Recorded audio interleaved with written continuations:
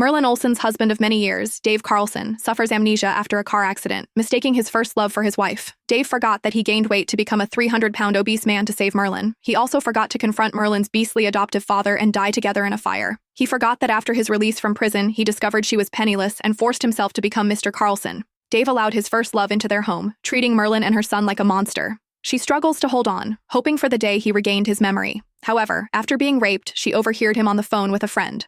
If I had met Merlin first, perhaps Lily Franco would be the one I used as practice for marriage now. But Lily is back. The position of Mrs. Carlson must be hers.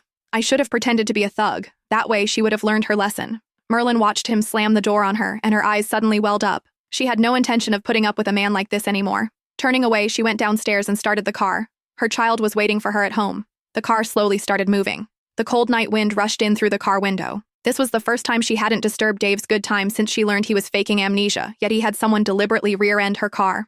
Does it feel good to bully someone, Merlin? Lily was so scared until she couldn't sleep all night. Are you satisfied now?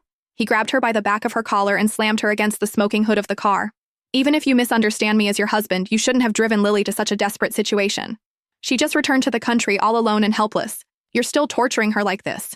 Are you trying to kill her? Human life matters most. How can you be so cruel and shameless? The hood of the car sizzled against her cheek, but Merlin seemed oblivious to the pain. Who had been the one being mocked from beginning to end? And who was being intimidated now? Was she just supposed to obediently wait to die, without even the right to fight back? At this moment, Merlin finally answered her grandmother's question in her heart. Because Dave no longer loved her. He had risked his life to donate bone marrow for her, served time in jail, and even gone to sea. Before overhearing the phone call, she foolishly chose to believe him. She believed he had only lost his memory in a car accident and mistaken Lily for her, which was why his feelings, and his treatment of her and their son, had changed so drastically. Merlin never dared to dream that the amnesia was fake, the love was fake, and even the marriage was just a tool to use her as a practice subject. The man who spoke gently even to the waitress, whose manners were ingrained in his bones, actually disguised himself as a thug and raped her to force her to leave. Thinking you're my husband. That's right. All these years it was just wishful thinking on her part, just a pathetic joke.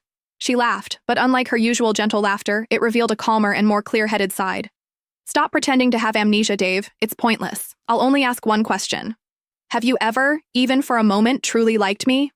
Dave showed no embarrassment at being exposed, nor did he try to distance himself from her as before. Instead, he smiled slightly, carefree and unrestrained, indescribably handsome. In all these years, she had never seen him smile with such youthful energy, while Lily, with just her appearance, effortlessly possessed a tenderness she could never attain in her entire life. Her eyes instantly reddened, and she hastily lowered her head, burying her tears in her clothes.